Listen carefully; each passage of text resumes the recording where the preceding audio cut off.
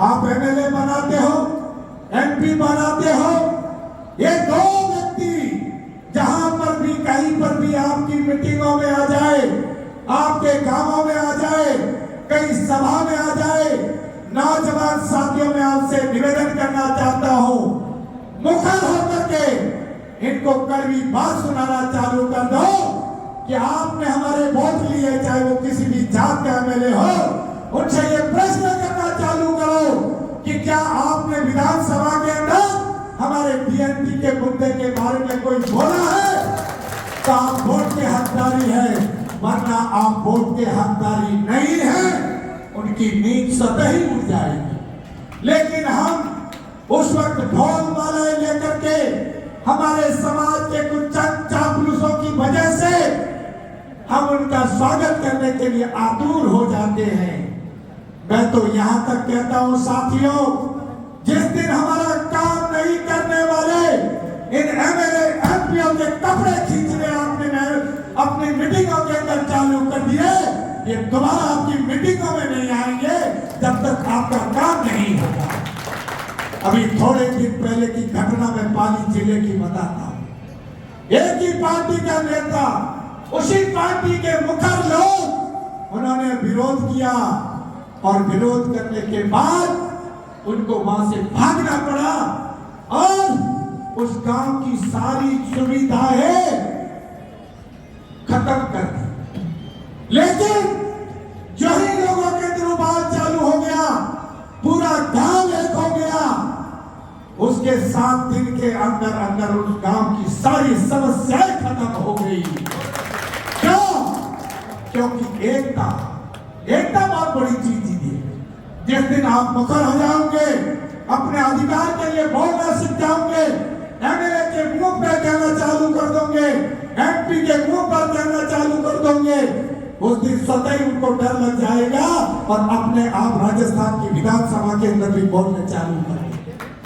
आज तो हमारे जो अपने हैं उनके लिए भी हम रो रहे, अरे वो हमारे अपने अपने नहीं रहे। क्यों? क्योंकि वो कमजोर है, वो तमस्या लेते हैं। शायद उनको ये डर है कि अगर मैं कहीं बात करूंगा तो दूसरे समाज के लोगों के वोट मेरे टूट जाएंगे। लेकिन उनको होश होना चाहिए कि जो कितनी बड़ी समाज तुम्हारे पीछे होती है, अगर तुम मुखर होकर के प्रजातंत्र के तरीके से बात करोगे, वो आधी रात को समाज तुम्हारे लिए तैयार हो जाएगी, तुम्हारा बाल भी बांका नहीं होने देंगे। आपने देखा होगा, उदाहरण के लिए राजस्थान विधानसभा के अंदर कई जातियों के ऐसे नेता बैठे जो पार्टियों को एक तरफ रख करके जब समाज का काम पड़ता है तो सबसे पहले जाकर के वहां पर खड़े होते हैं एमएलए आराम पे और जाकर के भजन लाल को कहते हैं ये काम करना होगा, वरना आज से हम आपके साथ में नहीं बैठ सकते। तुरंत सरकार को काम करना पड़ता है। लेकिन कहने को बहुत कुछ बातें हैं साथियों। ये सारे काम करने के लिए सबसे पहले हमारे को इस दिमाग की गुलामी बाहर निकालनी पड़ेगी। इस दिमाग की मानसिकता की गुलामी जो है वो अब तक हमारे दिमाग के अंदर बैठी हुई है, इसीलिए हमारी संख्या की नफरी भी कम है। क्योंकि उन लोगों को यह डर है कि हम वहां जाएंगे तो लोग हमें देख लेंगे। अरे मूर्खों, 78 साल से तुमने तुम्हारी औलादों को पीछे रख लिया और जो लोग घर से बाहर निकल करके जा रहे हैं उनके लिए भी तुम्हारी ऐसी सोच, भगवान उनको सद्बुद्धि दे। आप लोगों का दायित्व बनता है इस कार्य को यही आगे बढ़ाना है। और लाल सिंह जी ने जब आपको आगाह किया है, ये जेल भरो आंदोलन तो एक प्रतीकात्मक है। 1 जुलाई का जो जयपुर का आंदोलन है, उस 1 जुलाई के जयपुर के आंदोलन को कम से कम 5-7 लाख की जनसंख्या के अंदर भर दो, आपको बार बार आंदोलन करने की आवश्यकता नहीं पड़ेगी।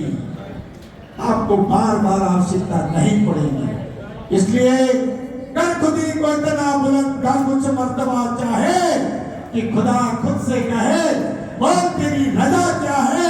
अपने आप को इतना मजबूत बना लो, घरों से बाहर निकलो, औरों को भी बाहर निकालो और इस महायुद्ध के अंदर इलेक्शन का समय आएगा कौन टिकट लेकर के आएगा, कौन जीतेगा कौन हारेगा, ये बात की बातें हैं। पहले तो 2-2.5 साल तक हमको लड़ करके ये काम करवाना है और ये काम हो करके रहेगा। क्यों होगा? किसी को भ्रम हो तो दिमाग से निकाल देना। हमारा संविधान हमको अधिकार देता है, हमारी लोकसभा हमको अधिकार देती है और हमारी लोकसभा से कानून निकल करके कई राज्यों में ये लागू भी हो गया है। हमारा सुप्रीम कोर्ट आपको अधिकार देता है कि DNT के मुद्दे को और इनको जो आरक्षण और आपकी जो 11 मांगे हैं ये कानून सम्मत है, आपका अधिकार है।